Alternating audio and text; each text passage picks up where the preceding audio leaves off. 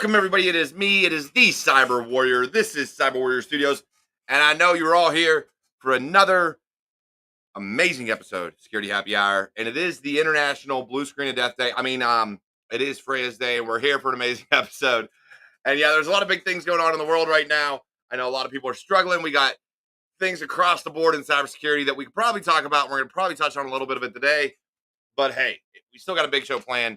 And I got a great guest plan. So, we're finally bringing somebody on that isn't me and Pat and Devin. We actually have a guest today. So we're going to make it work out. Give me about 10 seconds and we'll be right back.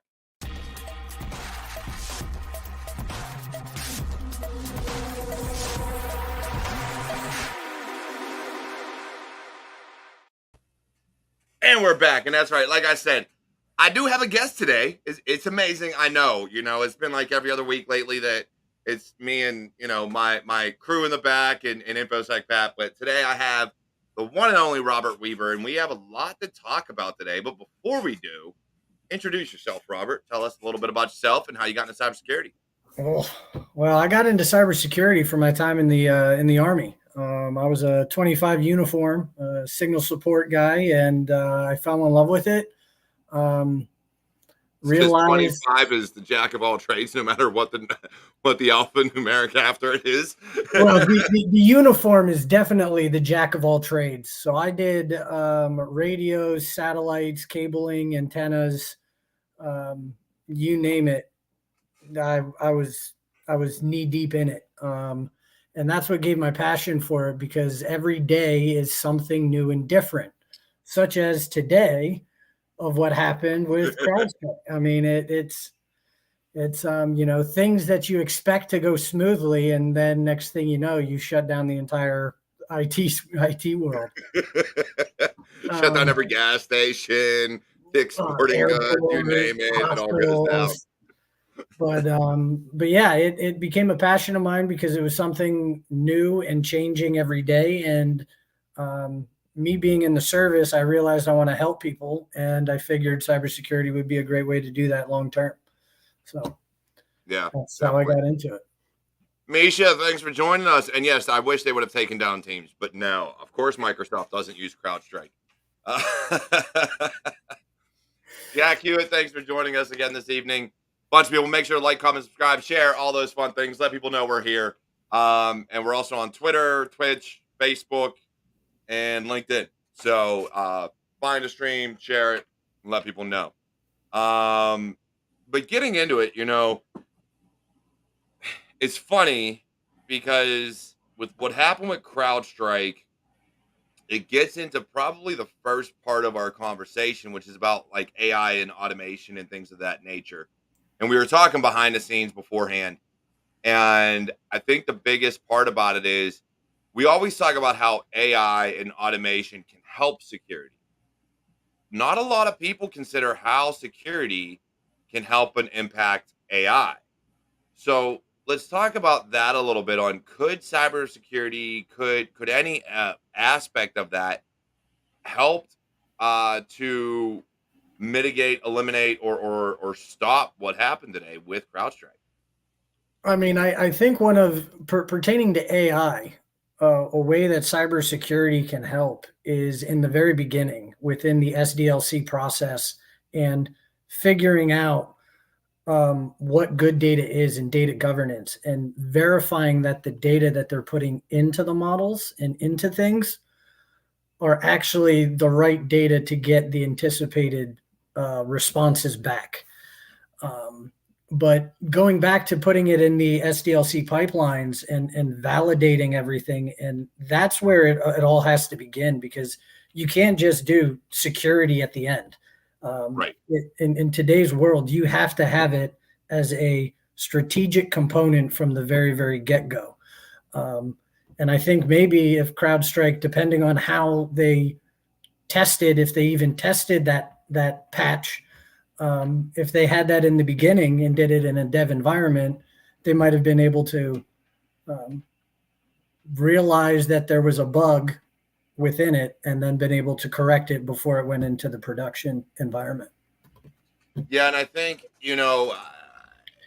again, when I think about automation, when I think about the SDLC, CI/CD, and all these things, right? Yep. We're always looking on how to replace that human element.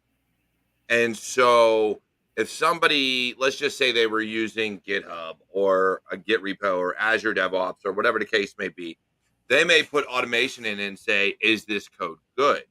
Which Yep. will say, "Yeah, hey, good, go to prod. You're good to go. Send it, full send." Um, but the flip side to that is, and to your point, this is something that legitimately should have been caught by testing on their own development systems. And if it was, why did it not trigger there, but it triggered globally? And I think that is the ultimate question we have to ask is, we do a lot of things, and when I worked at my last company, we did a lot through um Docker and things like that. That way you had these I said, damn it, Anonymous, quit making me laugh. Uh government's not hiding UFOs. They already told us about them and told us they exist. Knock it off. We know aliens are out there. Hey, I can never pronounce your name. I'm not gonna butcher it. Good evening, and hey, I love having you here. A gay Tangazadol. I'm sorry, I'm butchering your name. So we're not even gonna try. I will say I'll put it up on the screen. Good evening to you as well, sir. Uh, um, but yeah, I think that Docker is one of the ways that they did a lot of things so that you had consistent environments across the board for when you deployed things. And that's all well and good, but CrowdStrike doesn't run in a Docker instance. It hooks the kernel. It does all these things. So this is something you should never run in an isolated environment and be like, oh yeah, it worked on my computer. Like, no. I hope it worked on Windows Server 2022, 2019, 2018, Mac OS X, or whatever version they're out with now. I run Mac. I don't even know what version they're on now. Linux, like whatever you're deploying to, Windows 11, it should run and run fluidly on all those. So the biggest question is, what broke in the process? Did they rely too much on automation and it said, oh yeah, your code's good, full send, or what more could have been done? Yeah, I mean, do they even have a test environment to run it on those type of systems first? I mean, um, it's going to be interesting when the reports come out of what they find out of how they actually did that process to put out that patch. Um, And I'm more curious about the driver because it was, if I'm not mistaken, and correct me if I'm wrong, I haven't read all the news on what precisely happened, but it sounds like a Windows driver or a system file, kind of like McAfee did back in 2010, is what triggered it. yep. Um, if that's the case, we like to blame our AVs and EDRs, right? They update, ship breaks, and then we're like, oh, it's their fault. But in reality, what did Windows put out that caused this to trigger? Because if you have an unsigned driver, if you have something that is not solid, that leans more towards the operating system versus the actual agent itself. That's true. Yeah, I'm not fully versed into where it actually was. I know it was within a file that you could find within the C drive, which is what they're saying to do to fix it by going into safe mode and finding it and deleting it. But yeah, I'm not 100% privy on Yeah, what it I'm is yet. I'm curious what comes out because um that would be where I get curious. And again, to your point, your development systems and things like that, are these systems not fully updated? Are they not running, whatever newest version? Um, Well, how many people actually care about updating their dev environment with the latest patches? I that mean, should be the first environment you update. that's But to your true. point, do they It's really dev, care? Is a different right? question. It's dev. It's not prod. Yeah. I've had clients where they're like, "Oh, it's the dev environment. So what?" And it's like, you probably should care about that That's environment. probably your more important environment because you're supposed to be testing everything there before it gets to production. I But mean, like or you could be like Southwest Airlines and just run Commodore 64 and then you're golden. It'll be all right. but um, like you said, most people just care about the CICD and the code, and up code's good. Go ahead, push it. yeah. And we put a lot of emphasis behind that automation of testing the code, making sure it's solid, making sure it passes all these buffer overflow checks and things of that nature, but not on how to actually interact with the system. Um, but I don't know, man. The automation behind this and behind a lot of what we do leaves me wondering: are we putting automated systems in place to test security without actually implementing security? If that makes sense. It it does, and I mean, ultimately, in the future, I see more automation coming our Yeah. way.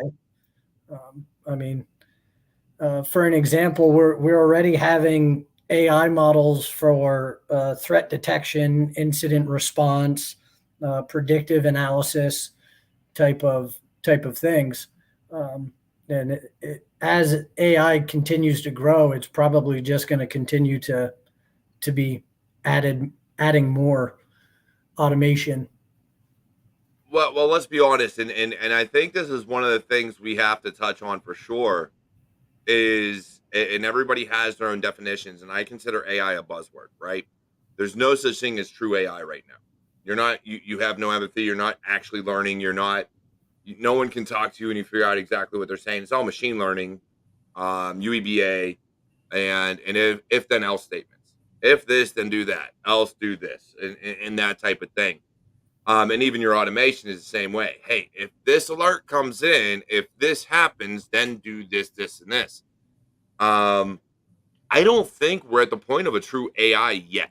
Not to say we won't get there, but I don't think we have a truly AI system that is. Let's go back, and I know it's about it's a movie situation, but even go back to like iRobot and the three laws and things like that. Yep. These robots could actually learn, truly learn, and base their decision making based on just these three laws. Um, I don't think anything learns just based on that. It learns based off of the data you feed it, Yep. And and that's why that's machine learning. That is not artificial intelligence. It is and not actually learning. and that's why data governance is so important. And I guess the closest thing that you can get to true AI would be unsupervised models, where it does its own out, like it figures out the data you pump into it, and it figures out those similarities, and that's what gives you the output. So Right, you don't actually need to train it; it's training itself based on the data you're providing it. right, But we're not fully there. I agree with you. We're not fully there where it can do like those three basics of right. Don't hurt people. Don't hurt yourself, and don't allow someone else to hurt themselves, uh, and or whatever it is. I can never remember them all. Um, but I look at it this way, and somebody put it here. Where is it? Yeah. So, anonymous. I heard in Black Hills InfoSec earlier today, it's possible it was a CI/CD flop instead of a dev issue. Again, like we said, you automate your CI/CD pipeline and don't actually push that to dev to test, then we're having issues. Um. So, you know, I don't know, man. I look at these things and I look at the security behind them, and I think we are pushing automation too fast because it's not secure automation. For instance, and so let's take right now. What's your current position? Are you an analyst, an engineer, pen tester? What's your current role? I'm a senior consultant. So Okay, so you do I a little bit of everything. yeah. Um, in the blue team world, in your SIM environments and SOAR and things like that, you hook into your EDRs and all these other systems, and you say, hey, if this happens, trigger an isolation. Isolate that system. Cool. What happens if it's a false positive and you just isolated your Active Directory domain controller from doing anything? Now no one can log in. You've shut down your entire environment. Yep.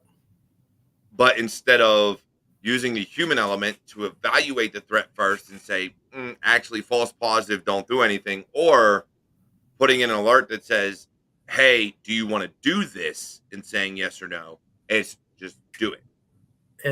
And see, what we're doing is within our models, if we have a situation like that, we always put a human in the middle of those type of situations. So if an AI model finds something, it sends it to an actual human to validate what the model found as saying, yes, shut it down, or no, that's a false positive, ignore it. But then we send that response of the false positive back to the model so that it can understand and try to understand that what it just found is in fact a false positive, and so it won't trigger that again.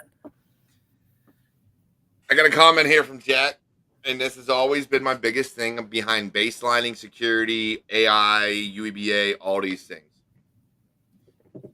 So if you have an infection as you are training, or it is training itself, whatever it does is considered normal. Yeah. So when you bring in any new tech, whether it be an EDR, a SIM, an XDR, whatever you want to bring in, what those systems is currently doing and what the users are doing is considered normalized behavior. But if you're already compromised, that compromise is normalized behavior. So we were at a point in time where I understand the premise, but it will never find the flaw because it is now normal and it is already embedded in your environment.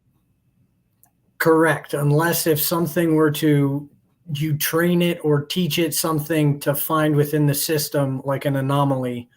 But it would kind of be like the Stuxnet scenario. Yeah. Where those systems said everything's good, even though you're heating up your reactors to the point where they're going to explode. It's a fine line, and that's why making sure that the models that one you have to secure the models so the models can't get infiltrated and you can get hallucinations.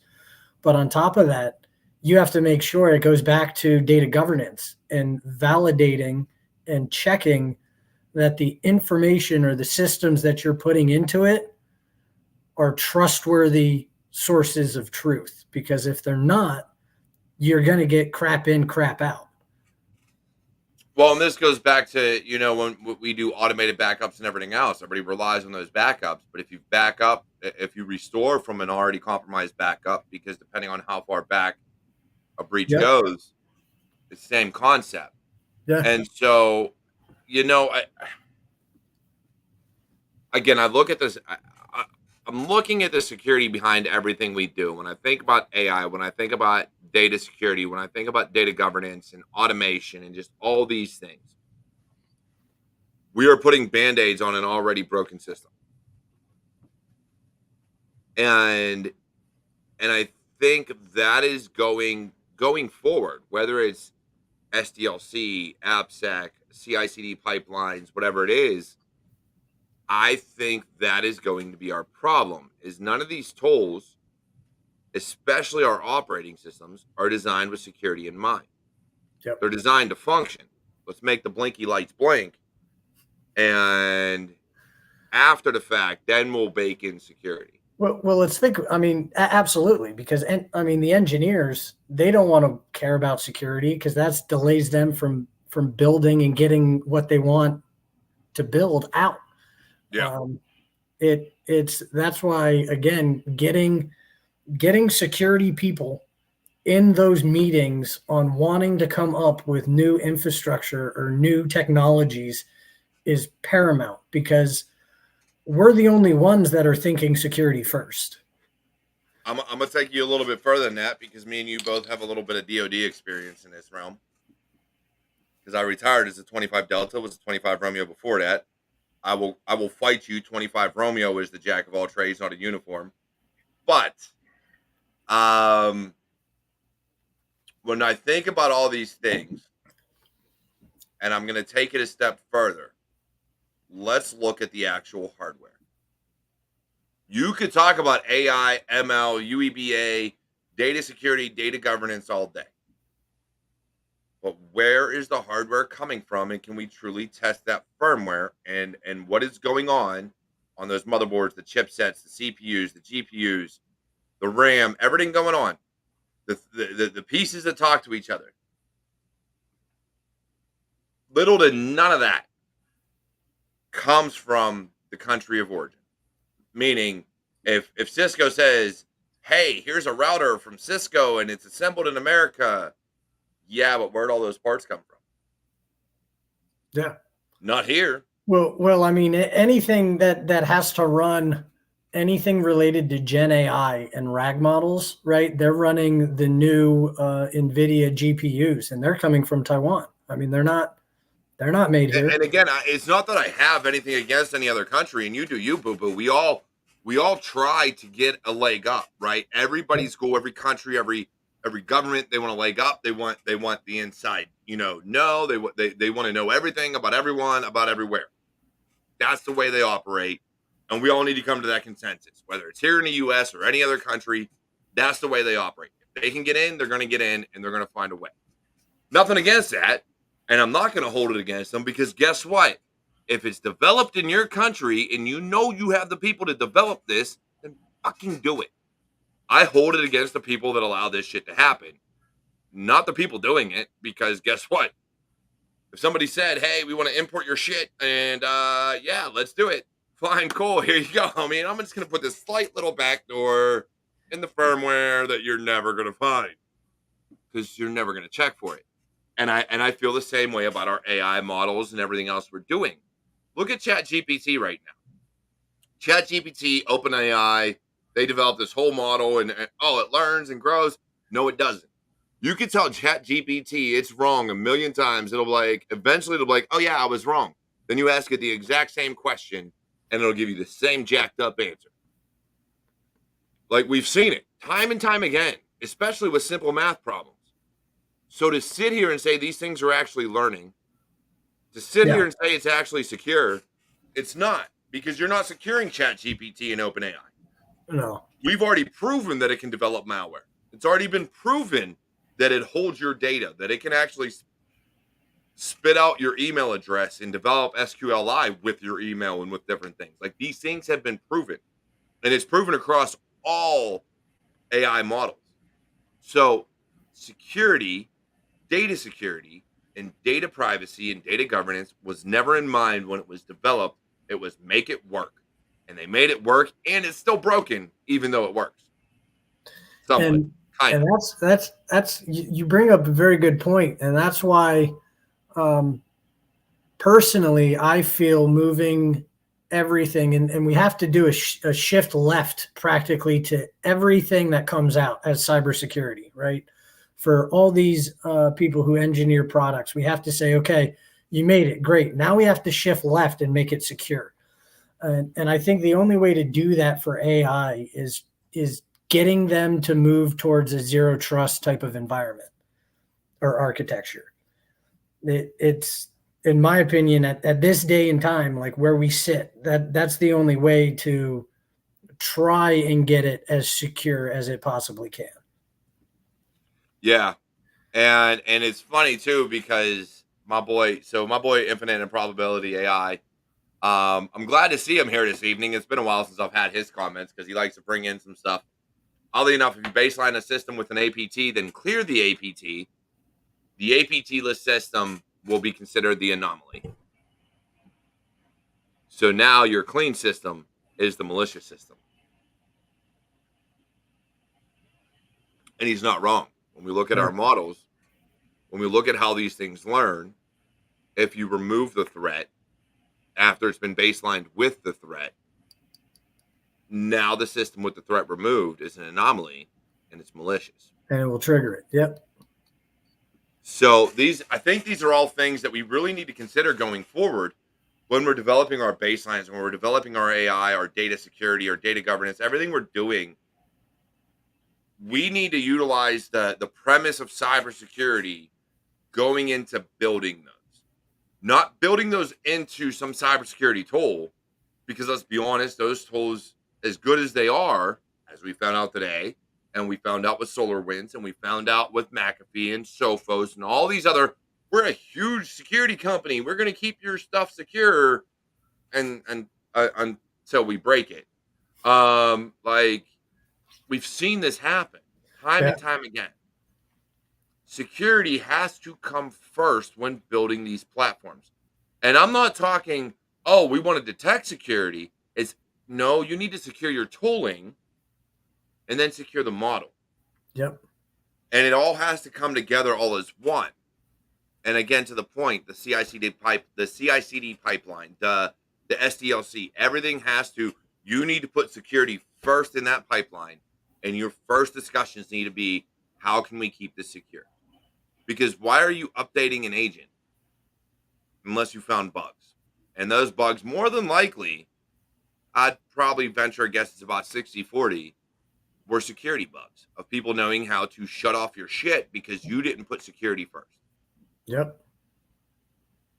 And I think that is the biggest issue. Misha, for awareness, SDLC is the software development lifecycle. CICD is shit. Uh what's CICD? I'm like blanking right now, Robert. Um You putting me on the spot. it's It's implementation and development, but I can't think of the C. Somebody in the chat put it. I'm blanking out right now on CICD. I continuous always, integration and continuous delivery. yeah, there it is. Continuous integration and delivery. All right. I was like, I know the C is not cyber. It has something to do with the product. But yeah, that's what those are, and it's just a matter of how software is developed and delivered and things like that, Misha, just for awareness. Because I know you're just breaking in, which I said this last week, and I'm gonna say it again. It was a pleasure meeting Misha finally for the first time in person at B-Sides Pittsburgh 2024. Can't wait to meet her again. Um, it's good to see her getting out and actually getting introduced to the community in person. So, Misha, keep up the great work. But again, I struggle with what we do, knowing how computers were developed, knowing how the internet was developed, knowing how all this stuff came to be, and we're still making the same mistakes. Yeah, we have such an uphill battle in the cyber world because nobody thinks of security first. They just don't do it. and, and The you know all problem the, is, it's because until we can change the messaging yeah. that You're we right. are a business enablement feature, meaning by implementing security, you're going to spend more money now, but less money in the long term. I, until that messaging gets across, Yeah. we are an expenditure. Yep. We are there for them to lose money because that's all they see. And until we can change that messaging, we are going to continue to have this problem. And let's take data security, for instance, right? And here's going to be the biggest one about data security. If it's free, you're the commodity, which means nothing you do is secure. WhatsApp, and I'm sorry, what any of these big companies, Signal's not a huge company. Actually, they're the first one to develop encrypted messaging and want to do things truly to keep people secure. This at the third. The moment Meta bought WhatsApp and people still use it for security, no, no, they have the keys to the kingdom. Your data is no longer secure because it's a free program from a company that allows you to use their service for free so that they can sell your data for ad revenue. And you Or you think or WhatsApp is secure? or use that data to make new things based on what they know people like to do. I mean, everything Meta has right now, it's getting to a point where they're becoming a monopoly in AI or in the tech space in general. They have so much data, whether it be from Facebook, WhatsApp, like they have, it's insane. Yeah. And so even look at Google. They're up in arms right now with Apple. Somebody shared an article with me today.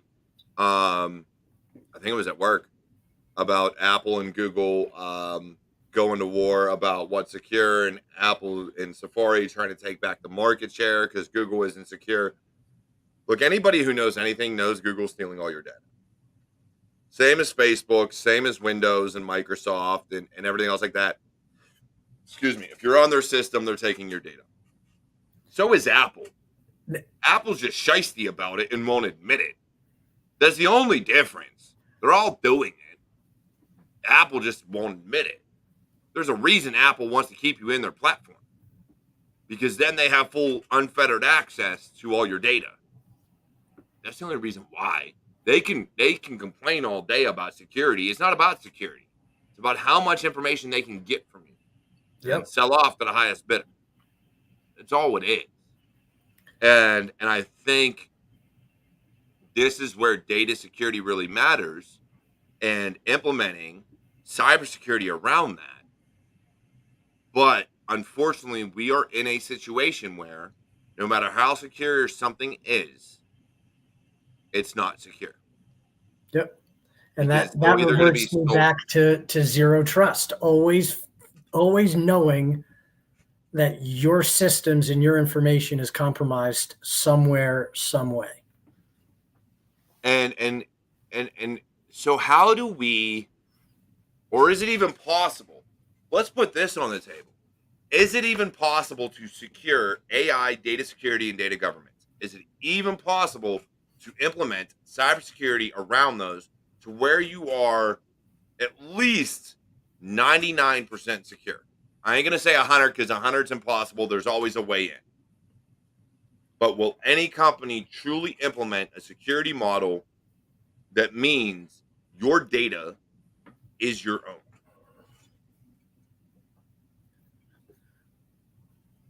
Probably not. Because if, well, it's all going to depend because now with these new data privacy laws that are coming out, they at least have to give the end user an option of whether they want to opt in and allow them to use your data or not. Um, But but why do I got to tell people if I put it in, the fine print of a user agreement that's a million pages long?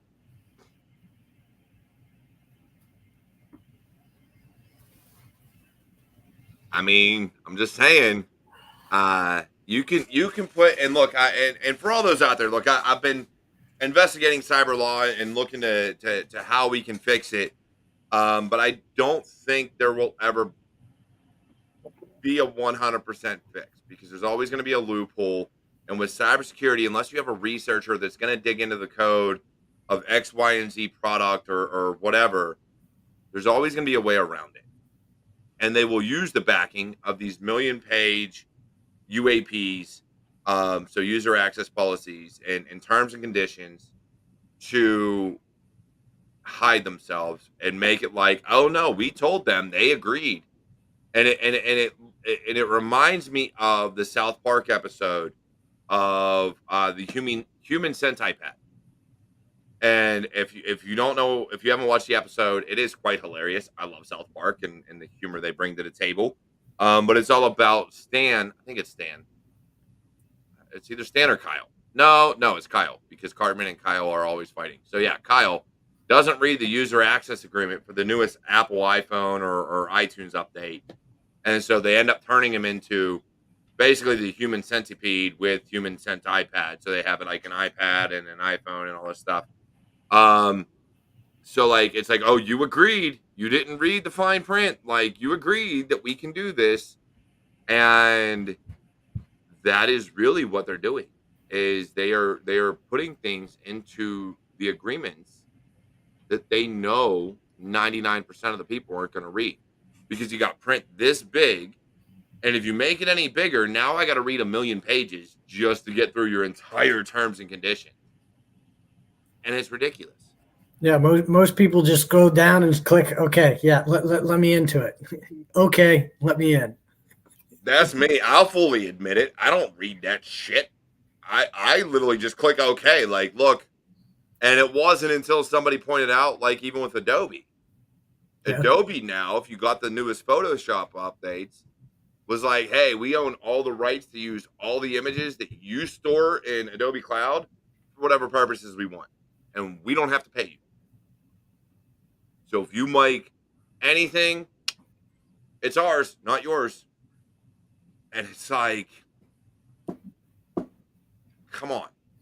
Now, unfortunately, one of the biggest programs out there to do this kind of thing, and me personally, hey, all you're going to do is advertise my company and it's free marketing. Like, that's the way I look at it. But other people, not so much. Using words that everyday people understand in the fine print should be against everything, too. Very true. Oh, you don't tell a cop, I want to bribe you. You say, is there some other way we can take care of this? Apple does not say we steal and sell your data. They say we provide a custom user experience. Damn. Damn.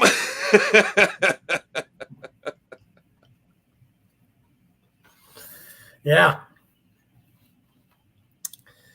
It's it, so it, how do we combat this? Would be my question. How can we as cybersecurity professionals, those within the industry, those trying to get into the industry, how do we communicate the need and the premise behind cybersecurity for all this AI, data security, data governance?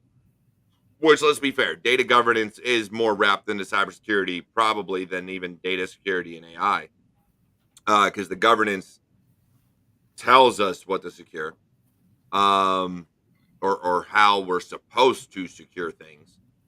Um, but how do we deliver that messaging to the ones that need to hear it? We know the executives care about the bottom dollar, right? They care about their revenue streams. So anybody that's doing anything, it's all about the revenue. So you need to get through to them, but in reality, it's the engineers and the people developing it that you really need to get through to. So how do you deliver this messaging in such a way that they realize the importance of security, whether it be in code and development and whatever they're doing? How can we do that without making it like, hey, it's going to take you an extra 100 hours to implement this? that's I think that's a $1 million question, because if you can solve that, then you'll probably never have to look for a job again. People are always going to come to you and be like, hey, come talk to our people, get them to understand this. And um, it's that's the issue, because from my experience dealing with a lot of engineers, they you know even whenever I was doing building systems for the government, all the engineers did, the first thing that they would ever do, turn off all the firewalls, turn off everything, like give me a blank slate that I can absolutely do whatever I want with. And then we would come in and we would harden it, and it would absolutely break everything. And then we would have to annotate where we broke things and give it back to them to fix. Yeah. And it's like, if you guys just would have done this in the beginning, we would have probably already completed the project by now. Look, I ain't gonna lie. When I was younger and newer and was like, fuck all this. Excuse my French for those. Well, if my mom's watching, anyways, because she watches on occasion. I was the type that I'd bypass proxy. Before the days of like people monitoring everything, they'd be like, "Oh yeah, we got this proxy server. We're doing all this." I'd go to public proxy, put in a public proxy, and bypass everything. Like that. I don't care about your security controls. I'm not going out there to get, download malware. I'm going out there to, like, I don't know, send an email or go on Facebook or MySpace or whatever. Which, let's be fair, MySpace wasn't exactly safe either, but that's besides the point. But that's what I would do. But now we are in a situation where people are turning things off for two reasons. One is they're probably going to, like, and I'll be honest, even in my day-to-day work, people are like, "Oh, we'll have blocks in for, like, Reddit." And I'm like, "You realize how much good information I get from Reddit or from forums?" Like, most of what we learn does not come from the official documentation, probably because it's a year or two behind, and or it doesn't work. So I need to go to people that have actually fixed the freaking problem and found a way to mitigate what's going on. AI can't do that. No, it can't. AI can't go out there and find a solution to the problem. Unless you somehow were to attach an AI model to a web scraper and have it literally scrape whatever sites you want it to scrape. But the amount of time to build that type of model and to get any type of accuracy at this point in time would be insane, and it would cost an insane amount just to run one query. Well, Google implemented something like that. You do a search on Google and it's like, hey, here's the AI result, and then here's the rest of our results. So Google, my YouTube really rejected my own comment. Are you kidding, YouTube? It's my comment. How's it spam? Oh man. But yeah, Google's doing that now. And I don't use Bing, but I would venture to guess Bing has their own AI built into their search engine now. Well, yeah, Um, I think all search engines are doing. I mean, crap, all the new computers are now going to have, at least the Windows are going to have Copilot, which is an AI, which is trash, but yeah.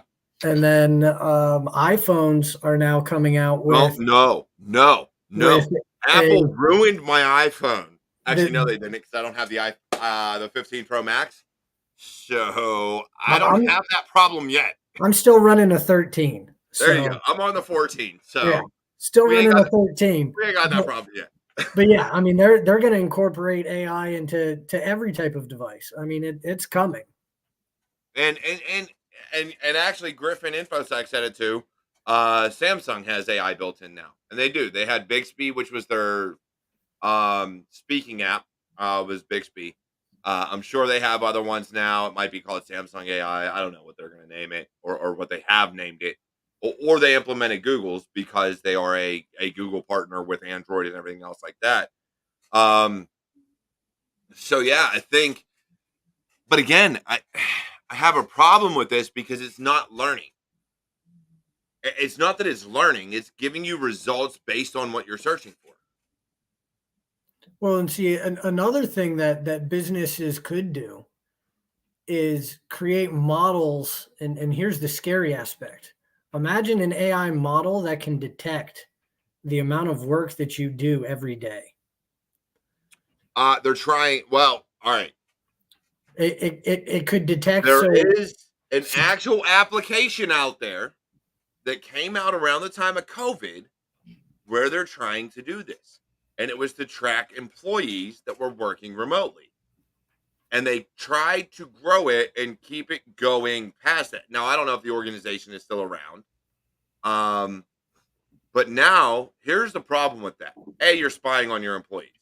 In my eyes, is the work getting done and all the work they're required to do? Yeah, cool, go about your merry way. I don't care. If it takes you 2 hours to do something, I don't care if I'm paying you for 8 hours. If I give you a job, you get it done in 2 hours. I just need you available for the next 6 so that if something else comes up, I can say, hey, I need you to jump on this for me real quick. Like, that's how I operate. And that's how I operated in the Army as an NCO. yep. I'm going to give you a task. The sooner you get that task done, the sooner you can go do whatever you want to do. And then if first sergeant says, hey, we need X, Y, and Z done, or we need to go to the motor pool or whatever, then I'm gonna call you back. So like the AI modeling though is what I think we're gonna find. And again, this is gonna be a data security issue, a personal security issue, um, a PII issue, a work from home, like whatever, is this information is one going to get leaked to other companies. So it is going to become a performance thing where you are, if you work from home, they are expecting X amount of hours of work. Yep. If you don't work those hours, they're going to fire you. But then, let's say somebody leaks that data, or let's say so and so calls up for a reference. You're not going to get a good reference. Now, I know technically by law, you're not allowed to talk bad about employees, but let's be fair. We know this shit happens. We know you call up someone and they're like, you give a reference, and this person's like, yeah, he was a piece of shit. He worked 2 hours a day. Now, he's not going to say, he or she brought in X amount of revenue, saved us this amount of money. They're going to say, yeah, he only worked 2 hours a day. Like, that's what's going to come out from the report. So that's all they're going to see. And that's what they're going to get back. Well, what people don't realize is that's a detriment to our industry. And what's funny is some things are already out since you brought up COVID. I mean, since people working from home, I read an article that Wells Fargo was tracking mouse clicks. Yeah, that was the other one. And they fired a ton of people because apparently all they would do is like wiggle the mouse and not actually do anything just to keep the screen like refreshed. There were bots that would do that. Yeah. People developed actual bots that would do that. And that is part of the problem, right? So if you're going to watch me and say, hey, you need to be green and live on Teams from 8 in the morning till 5 o'clock in the evening. No. Like, there's a thing called lunch. I go out and smoke. I go, I got 5 kids. But at the end of the day, all my work gets done. That is the biggest thing, is my work gets done. Or the damn USB plug-in to remove the mouse. Oh, that's it. I didn't realize you had a starting lineup on a basketball team. Yeah, I'm working on. Actually, no, I'm fixed. I can't get a football team, but I do have a basketball and/or baseball starting lineup. That's for sure. I think did you have 5 kids in 16? 16. No, my youngest was born April 2017. Okay, yeah, I thought you didn't have that many. Like, nope. It was right before I retired from the Army that my youngest was born. So it's becoming problematic, everything that we do. It is. So I don't know, how do we bring this to new people in the industry though, right? Like how can new people get ahead and utilize cybersecurity, AI, data security? Like, how can we blend these together for people to get in? Well, and while you talk about that, and Devin's not here to say it, so I'll say it. I got to hit the head. So you talk to the people and let them know. So I personally think that it's going to become its own sector. So I think finding a sector within cybersecurity is going to be the way to go. I think people are going to get concentrations in, like, we have people who do identity and access management. We have people that do governance, risk, and compliance, right? Those are elements of cybersecurity and I guess lanes that you could go down. I eventually see an AI cybersecurity lane of making sure, and I don't mean using AI, I mean making sure that the AI models are secure and that they're safe and that they're safe, that they're being monitored and protected and reviewed. And then there's going to eventually probably become governance aspects to that. So it's really, if people are getting into cyber, find something that interests you, whether that's penetration testing, whether that's governance, risk, and compliance, whether that's identity and access management, um, and focusing in those areas, because um, you could try to do it all. I mean, but boiling the ocean is a very daunting task. But if What? Never, if never. you, if you only get a pot, it's easier. So focus on what interests you about cybersecurity, and focus in that area first, and then continue to grow as things pique your interest. Yeah, and I think that's part of the problem we're gonna have is a lot of people, and I'll even venture a guess, say myself, I would say it's self-diagnosed. I've never talked to a doctor about it, but we have ADHD squirrel, and so it's one of those things where I don't think I've finished other than Linux Basics for Hackers because I did a video series on it. So if y'all want to check it out, feel free. And even now, I think it's outdated. There's been more changes to the kernel of Linux, but you know, I start getting into something, I love it, and then I'm like, oh, this looks interesting. Let me go to that. Oh, this looks interesting. Let me go to that. And so it keeps growing, and so you become a um like a jack of all trades. You have a mile wide and an inch deep knowledge. And this is why I love the people that are smarter than me that can do their job damn well. Meaning if I hire a pen tester for network penetration testing, they know that shit backwards and forwards. If I hire someone to be a Sentinel SIM engineer, they know that backwards and forwards. Like there is a difference between how I came up in my career, and there's a reason I got into management. It was because I felt there were people out there smarter than me. I want them to be the ones to do the job. Yeah. I want to encourage them, and I know enough to be dangerous in anything, but not enough to feel confident that I can speak to the ins and outs of every single topic because I can't do that anymore.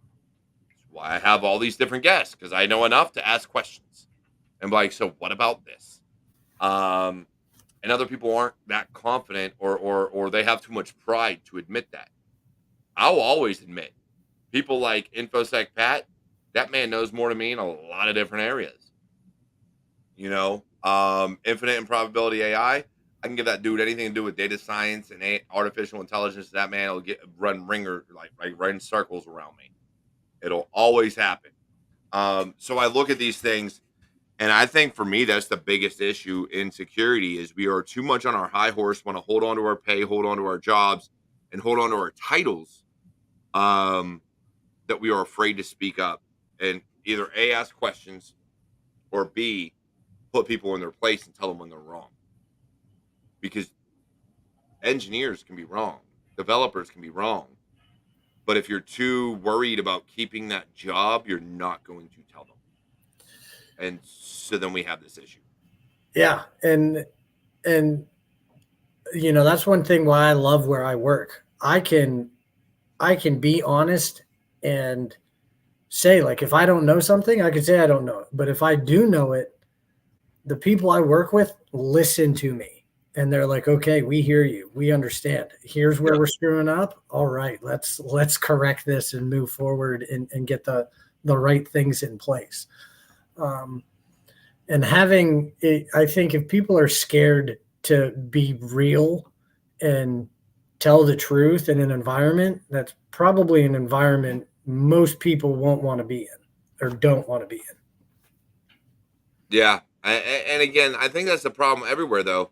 Well, not everywhere, but we have these situations where people that have been in the field too long think they know everything Yep. and they can't learn and they can't grow. And I think that's going to be a detriment to every aspect of AI, every aspect of data security, of data governance, of cybersecurity as a whole. Are let's just say what it is. It's these old heads. It's the gray beards. It's the people that have been in the industry 15, 20, 30, 40 years even before it was an industry. And they're like, "Oh, I know more than you. I've been doing this forever." Homie, your first system was a Unix system, probably Solaris. No, no, you haven't touched a Windows box since Windows 3.1. No, you don't. The new cats coming up, the men and women that are building their careers know more than we ever will, and I think we need to give recognition to that. Well, and the fact that today, right, those people back then, they didn't have a computer in their pocket, Mm-mm. right? The people who are coming out today, they have endless amounts of information at their fingertips for them to learn and grow from. Yeah. And there's times where we've had new hires in my organization teach me things every day, and I'm just sitting there like a sponge, like going, really? Okay, like that's cool. Because as you know from the military background, you can learn something from anybody and everybody. Oh, I've straight up told people about how a 17-year-old schooled me on assembly and reverse engineering a few years back. My own son has schooled me on how to bypass Chromebook security measures. Like he's been like, "Oh yeah, Dad, I just do this, this, and this," and I'm like, "Dude, you're 14." No, he's Yeah, 16 now, but he was like 14 when he did this, and I was like, "I ain't even mad at it. If your school can't secure it, then it's on them." Like, don't get caught. I ain't no snitch, but don't get caught. yeah, You get caught, I'll go to bat for you and I'll yell at the school for being stupid and not knowing how to secure their shit, but you're still gonna have to face the consequences of doing yeah. it. It's But it's our environment has totally changed from when when older individuals first started this cybersecurity journey, for sure. I also think we have the as smart as we can be, and let's talk, millennials, Gen Z, and the ones coming up. We should be the smartest generation, and sometimes I feel like we're the dumbest because too many people take what they see for fact without doing further research. Yep. And that is the problem I will always have with cybersecurity because and this, I mean, it's across the board. Let's be honest. We could talk any realm of any education of anything you want to try to talk about. I think we are the dumbest generations because people will look at a breach and an article come out in 30 minutes and say, "Oh yeah, it was this APT and it was this, this, and this, and we know all the facts," and then be wrong because it's about being first, not about being right. And too many people take that first article they see, take that first headline. They don't even read the whole article. Take the first headline they see and Yep. be like, "Oh, this is fact. This is exactly how it is. It was, so and so. They did all this." And it's like, did you read? It was If Mr. you Green in read, the library with a club. right? Like it's like a game of Clue. Um, and so I think that is part of our problem is because of how much the media is now, especially in cybersecurity, um, i- in other areas too, but being what the show's about, we'll say cybersecurity, um, about being first. I've got to be the first one to report on this breach. I've got to be the first one to report on what's going on, and they don't have all the facts. Instead They're, of saying, let's be the first one that gets all the facts and the and first one to get it then right. put Um, out the information. but owned, of course, being who he is, takes my fucking statement. I tell that to my kids all the time. If you ain't first, you're last, Ricky Bobby. That's I'd rather be last and be right than first and be wrong and cause a panic based on assumptions. That's really how I operate. I'd rather be last. I'd rather wait a month or two to report on something and be right and have all the facts and do all the research than report it first just for clicks, views, and money. Because it makes no sense at that point. Now I have to recant, retract, or research and then be like, oh, I was wrong here. This is actually what happened. Or you never correct it, and now you're just a fraud and a liar. So yeah, because if you're the first one and all you care about is those clicks and those likes, eventually your credibility is going to become a factor. Yeah. Whereas if I'm the last person, but I'm always right, everybody's eventually going to know, well, if he puts this out, it's good. And I think that will serve a whole lot better, and eventually you'll surpass everybody that's doing the first out um, type of mentality. So we're at the top of the hour. I'm gonna put this comment up from Infinite Improbability. And then I'm gonna let you get your final words in on all of the topics we've discussed today, especially helping others get into the industry. Um, but this topic is actually very important. It gets into a societal conversation and a political conversation. So let's try to steer away from that. But AI would be great making manual labor more efficient, giving society time for creativity and innovation, but society uses it to generate art and innovation and fight to protect manual labor jobs. The wording of that is a little off, AR. Love you, homie, but I get what you're trying to say. They're using it for the wrong reasons and not the right ones. So we're using AI. Basically, AI is using it for art and not to innovate. Well, I think it depends on the industry, um, because there are certain AI that's out there for um, like robotics, where instead of actually having people on assembly lines, you're having more robots on the assembly lines, which is decreasing the amount of injuries per people. Um, and then there's also different types of AIs for farming, example, that can actually go through on a tractor and plow an entire field without even having a driver in it, Mm-hmm. because it does it off of GPS satellite. Um, but the costs to those, they're right now they're so slim. There's not Well, the there's not. ROI isn't there. Hmm? The ROI isn't there. You're Yeah. gonna pay. Let's put it like this. You're gonna take, to your point, farming. Let's say you have 100 acres, and 50 to 75% of that is farmland, right? You're not farming all 100 acres. Maybe 25 of it you use for like quad riding and your own stuff and whatever you're Yep. doing. The rest of it you're using for farmland and this at the third. A tractor that can do all that with the amount of gas that you would need, and you're still going to have to refill it, right? You're still going to have the gas cans on hand. So you're looking at the gas cost, you're looking at the tractor itself. That's probably going to cost you a couple $100,000 just for the tractor itself to be able to do all that. Now, because of the way we are doing things, and damn it, Jack brought up another good point, and I wanted to talk about this episode, so I might touch on it before we do final words. Um, Now you bring up the AI. Half the time now with AI, you're looking at ENV, so you're looking at these electric vehicles that are doing all this. You're paying more for the AI vehicle, so now we're looking at probably 500,000 for one of those types of vehicles.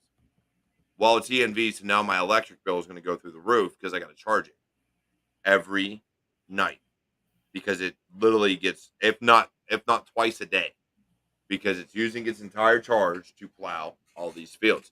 Not to say that's actually in use to this day. I don't know. But you have that problem. So you're running multiple bills. Is there really an ROI on it? Or is it just an expenditure? You're right. Like the cost to get everything down, it's not where it needs to be yet before it can actually bloom into um, It's not something an like, investment. yeah. You're It, you're you're not making the money off the product. And if you do, if you raise the price of that product, who's gonna buy it? unless you're like one of the only producers of that product, who's going to buy it? So you either put yourself out of business or whatever else. So I think, to your point, AI is part of the reason we have inflation, because a lot of these AI vehicles, a lot of the AI things coming out are ENVs. So it's costing more to make these, it's costing more to buy these, and it's costing more to utilize them. So, and I think that's going to be a big issue going forward. But before we do the final words, Jack did say something that I wanted to touch on, and I wanted to touch on it earlier and forgot about it. AI vehicles, all this AI automated shit, so easy to hack. Well, I ain't gonna say easy for me, but for people that want to, you look at people like Ryan Marston and things like that that literally hack vehicles for a living. You take out the mainframe, it was a point of it was a whole paragraph, if not more so, in my son's paper that he wrote for high school at 15 years old. Like, he knew what this could do. Think about what you can do with AI vehicles if you gain access to the mainframe. Well, I say mainframe. Gain access to the server that is controlling them all. Yeah. And what's also even crazy is those people that are doing now the what is it, the Elon Musk chip in the I would brain. never do that in my life. There's Neuralink, never gonna happen. there's they actually have people who have done it now. And imagine if they get hacked. That means they can't control their own body. Again, these are the problems that we're gonna see with AI and the ability to hack them. And look, say what you want about the gameplay and the bugs in Cyberpunk 2077, but the same shit. You can hack these. You can you nothing is 100% secure. No. But saying that, Robert, I want to give you your final words. Go off, man, and if you can give any advice for people breaking into the industry, please feel free. Well, I really appreciate you bringing me on and talking about this stuff. This is a passion of mine. These AI, it's a crazy world that we're living in, and it's so young and so fresh. I'm excited to see where it grows and advances.